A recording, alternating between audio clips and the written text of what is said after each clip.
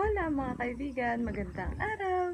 For today's video, isi-share ko sa inyo ang aking plant-based recipe ng vegetables. Kaya wag na nating patagalin pa.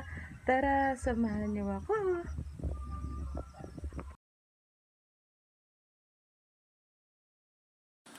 At ayan na nga, nag-ready lang ako ng bowl tapos kumuha na ako na itong nori seaweed sheet. At yan, ginupit ko nga lang siya ng ganyan, guys. Alam ko may nabibili na ito sa Shopee na durog na.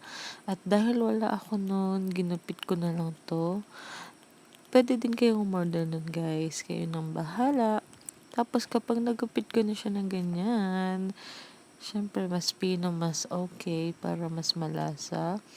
Titimplahan na natin yan. Nilagyan ko na nga pala yan ng 2 teaspoon iodized salt.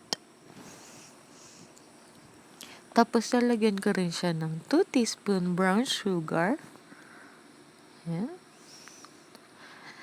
Tapos nilagyan ko nga rin siya ng 2 tablespoon garlic powder. Yan, yan na magpapalasa. Tapos lalagyan ko rin siya ng 2 teaspoon of baking powder. Yan naman ang magpapalsa. Tapos nilagyan ko nga rin siya nitong sibuyas na ginayat. Gagayanin natin siya para mas malasa at mas masarap. Tapos lalagyan ko rin siya nitong bawang. Siguro mga 6 to 7 cloves ng bawang at gagayatin ko nga rin yan para mas masarap at mas malasa. Mag-iingat tayo sa paggayat at baka mamaya yung kamay na pala natin yung nagagayat natin. Tapos ayan na nga, pagkatapos niya, nilagyan ko na nga ng 1 and 1 half cup of flour. Tapos hinalo-halo ko lang para maging even.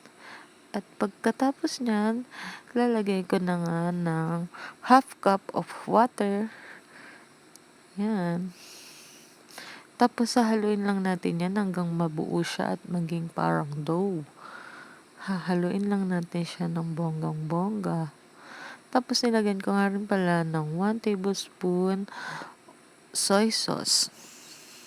Tapos ayan, nahaluin ko na nga siya. So yung mga sukat na nilagay ko dito, tamang-tama lang yung lasa lahat sa sukat na ginawa kong flour. At ayan, haluin natin. Kung gusto nyo gumawa ng mas marami, siguro pwede nyo doblehin yung ratio ng mga ingredients na ito. At ayan, inahalo-halo ko nga lang siya ng bonggang-bongga hanggang maging even yan. Napakadali lang gawin mga kaibigan. Tapos kapag naging ganyan na, kumuha tayo ng lalagyan, tapos lagyan natin ng mantika para hindi dumikit. Tapos lagyan ko na rin ng mantika yung kamay ko dahil bibilugin natin yan. At ayan na nga, sinimulan ko na nga magbilog, guys. Para hindi siya dumikit sa kamay, naglagay nga rin ako ng mantika sa kamay. Ayan, binilog-bilog ko lang. Masyado palang mabasa yung nagawa kong dough, pero okay yan. Mas mainam yan. At ayan na nga ang nagawa ko. Kung ayaw mo naman bilogin, maganda rin yung technique na sa kutsara mo siya ibibilog, tsaka may ipiprito. At ayan na nga, nagluto na nga ako. Nakikita nyo ba, lumalaki siya ng bongga, guys. Ayan, pinapaalsa siya ng baking powder. At ayan, lulutuin lang natin ito. Hayaan lang natin siyang maluto. Huwag natin iiwan kasi madali siyang masunog. At ayan nga, binabalik-baliktad ko na nga. At syempre, ito toasted gusto kasi mas masarap yung toasted. At ayan na nga, naluto na nga yung una kong nilagay at inahon ko na.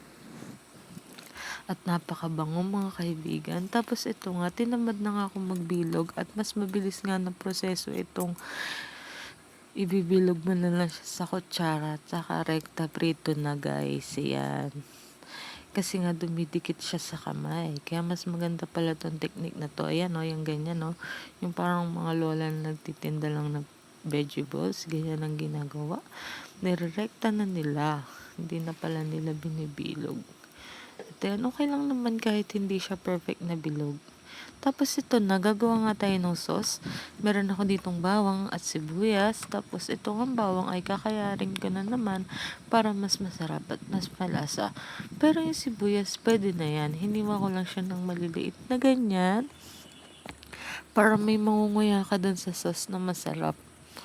Yun lang talagang bawang ay ginanto ko kasi para nga mas malasa siya at mas masarap.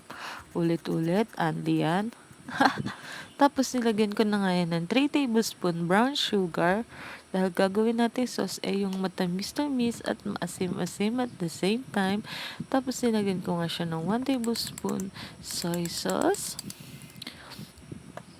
Tapos lalagyan din natin siya ng 1 teaspoon iodized salt. Yan. Tapos pwede nga pala kayong gumamit dito ng cornstarch or cassava starch. Pero dahil wala ko nung mga yon, ang ginamit ko dito ay harina. Tapos nilagyan ko nga siya ng mga 6 tablespoon ng suka, guys. Ayan, inunti-unti ko lang ng lagay. Kasi nga, i-aim natin dito yung matamis asim na sauce. Tapos dahil wala nga ako ng cassava starch at ng cornstarch, lagay ko nga ay harina. Pwede naman pala guys at hindi naman siya iimik. Tapos kung kayo naman ay may bata, pwede niyong wag na rin lagyan nito ng sili. Pero dahil kami naman ay adult na, nilagyan ko to ng sili. At ayan na nga, nilagay ko na nga yung harina na magsisilbing pang palapot dun sa sauce. At hinalo-halo ko lang. Tapos ito nga, yung pinagkayatan ko ng bawang ay sinawsaw-saw ko dito sa tubig na ipangsasabaw ko para sumama doon yung lasa at walang masayang. At yan ay nahalo-halo ko nga lang ng bonggang-bongga yan hanggang maging even. Tapos nga pala, nagdikdik lang din ako ng maraming paminta tapos nilagay ko na nga dyan. Kung may bata kayo, pwede yung konting paminta lang kasi nakakapagbigay din ng anghang tong paminta, mga kaibigan. At ayan, hinalo-halo ko nga lang siya. Halu-haluin natin ng bongga yan bago natin iluto. At niready ko na nga yung kawali na paglulutuan. Tapos ito na nga, isasalin ko na at lulutuin ko na siya sa medium heat lang kasi mabilis itong mabuo. Tapos ayan nga, sa half cup ng flour na nilagay ko dito sa sauce, siguro mga 4 to 5 cups ng tubig ang aking kinailangan.